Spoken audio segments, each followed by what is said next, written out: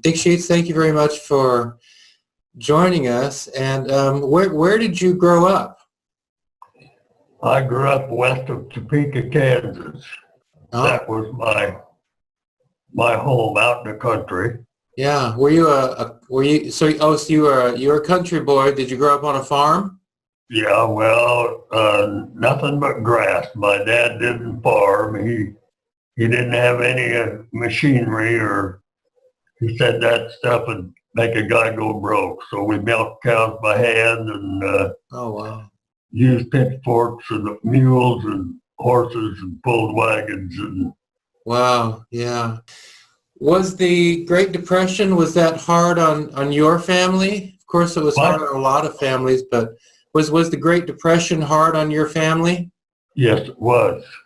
It Yeah. was very hard on my family. Yeah. Did your dad have work or? Yeah, well, my dad was, he was self-employed. As I said, we had cattle and, we still had them, but it was tough on my mother.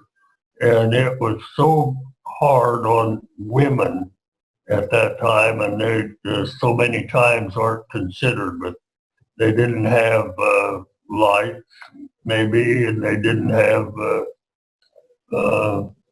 access to groceries and Wow. stores and Yeah. dress shops, and Yeah. it was hard on my mother and the women at that time, and so many people forget that. Yeah. Now, the home you grew up in, did you have plumbing and electricity? Yes, we had our own water windmill generator Okay. on a windmill tower, Wow. and it turned the propeller up there, and that was our electricity. It was on and off. Yeah. And you had plumbing as well? Pardon? You had plumbing also? Plumbing, bathroom. Oh, well, not to start with. Our house burned down when I was 4 years old, and prior to that time, we had an outside toilet. And Yeah. when they built a new home, why, we had a indoor. Okay. Boy, we were up to date. What do you remember about Pearl Harbor, about December 7th, 1941? Well, I can remember when the Japanese attacked it. I was 18 years old and just Wow. graduated from high school.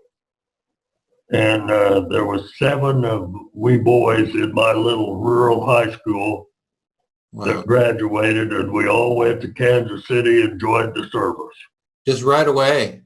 right away, when I was 18 years old. Wow. And what branch of the service did you join? I joined, well, we all went in, and then they gave us, they had a name for the test that they gave us, and I wanted to fly, and I was the only one that went to the Air Force. Okay. Wow. And I'd never been up in an airplane. No. I had always told my mother when I was a little kid that I was going to fly an airplane and work in New York and fly home for dinner. What you could almost do now. Yeah, that's true. People do that sort of thing these days. So, what job did you end? So did you end up flying then when you went into the military? Did you become a? Yes, sir. Yes, sir. Never been up in an airplane. Wow. And the first base I went to, the primary training base, we flew an old, it was a biplane, 2 wings, and open cockpit, helmets and goggles, and the instructor had 4 of we boys, and he toured us around and showed us the area we were supposed to stay in. Oh, And some landmarks. And he said on the way back, he said, well, is there anything you want me to show you? And I said, yeah, I'd like to have you turn it upside down. And he said, well, is your seatbelt tight? And I went like this. tightened it up. Yeah. And he turned it over, and I thought I was going to fall out. Scared me to death. My butt was about that far off of the seat. Yeah. And what kind of plane did you learn to fly? I flew, let's see, P-40, Barracuda. Barracuda, yeah. Yeah, it was a P-40, one of the first real fighter planes, and they called it some called it a Warhawk or a Tiger Shark. Had that air scoop underneath the propeller, and with the teeth on it, and it looked like a big shark Yeah. but it was a Barracuda actually. Yeah. And so where now that you're in the service, you're in the Army Air Corps and you're flying, where did the Army take you? Well,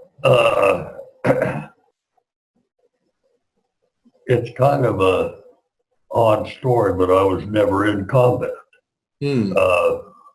I used to go up in the air, and I would just, I loved to just do aerobatics in an airplane. And I just loved to turn them wrong side out and see what I could do. And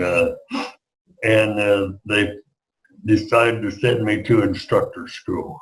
And so I didn't go overseas or didn't ever get in combat. I wound up being an instructor. I went to Waco, Texas. Yeah. And I taught other pilots to do what I was doing. So you became a flight instructor. At the time, do you remember, was that okay with you, or were you a little, at the time, were you a little disappointed that you were not going to go overseas? Or Yeah, I really was. I didn't ever think about being an instructor, but I guess I thought afterwards I was doing something valuable. Yeah. And then when I got to be an instructor, I flew the AT-6 Advanced Trainer,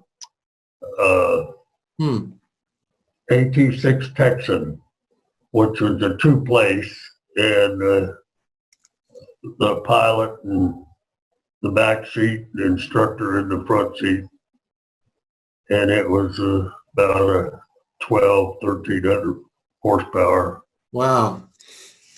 And do you have an idea of roughly how many pilots you trained? No, I wouldn't have any idea, Preston. It'd probably be in the dozens, though, at least, or maybe even the hundreds. What? Probably in the, many dozens at least, right? Yeah, several years. Yeah. I was in 4 years, but of course I wasn't instructed all that time, but I was probably instructed for half of that time. Yeah. Wow. And so you stayed in the military only 4 years. Yes. And did you continue to fly when you got out of the military? Yes, I sure did. Yeah. And when I first got out, there was 13 of us, and we bought an old Cessna 170 tail dragger, and we called it the Lucky 13. There was 13 of us. And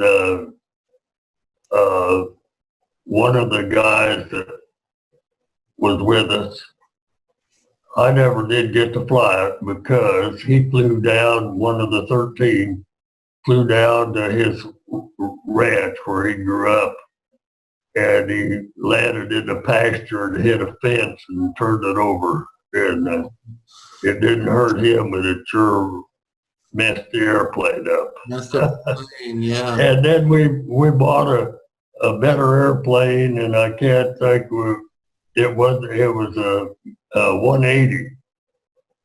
And then we'd decide we wanted a better airplane, and we wound up with a Mooney Super 21. Hmm. And it was a sixth place, and I flew it a lot as an ambulance plane for the doctor in the little town where I was. Oh, is that right? Okay. And we'd fly to Kansas City and to Denver and taking people to the hospital. And Oh, wow. there was always a nurse, Inez Mora. You remember her, Peggy? Yeah. She always went along. And Wow. one time we were supposed to go to Denver and land at this certain airstrip. And the ambulance was supposed to meet us. We had a patient, and we somehow landed at the wrong airstrip. And we had quite a time there getting connected with the ambulance that we were supposed to meet. Yeah. Was this volunteer work, or was this your job? But Was this volunteer work, or was this your job? this is volunteer. This is just volunteer doing that for the doctor. Wow. Yeah. Now, earlier you said you remembered the attack on Pearl Harbor, and you and the other small number of students you graduated with. No, wait a minute. Go back up there. What about Pearl Harbor? Oh, no, just earlier you said that you remembered Pearl Harbor. I wonder if you remember the end of the war. Do you remember victory over Japan Day when the war ended? Well, I surely did. I just can't think right now. But I was, I got out of the service Mm-hmm. and went to work on the Bell Ranch down in New Mexico. I graduated from K-State in animal science, Yeah. and I needed a job, and I went to the work on the Bell Ranch, which was one of the largest New Mexico ranches, the old Bell. There was a mountain called the Bell Mountain down there. Yeah. It's where the ranch got its name.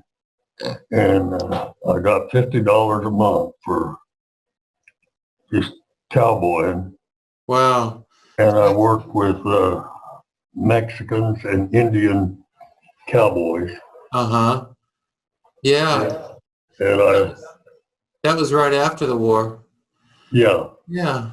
for $50. And then I needed a better job. Yeah.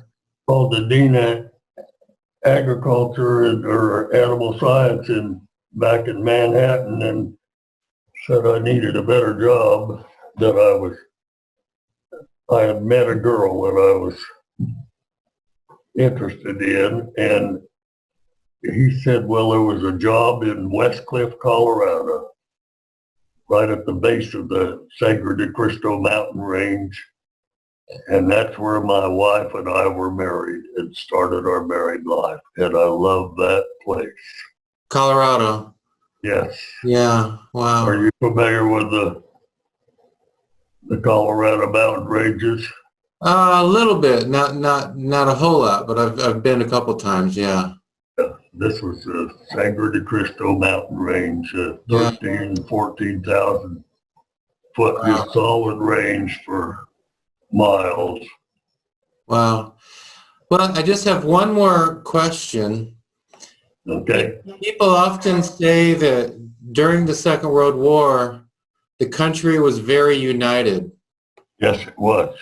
What do you remember that? I mean, I hear stories of little kids collecting things door to door, and everybody was involved in the war in one way. Yes, that's right. The women, the children, everybody. And I was so proud of our country. Yeah, very united.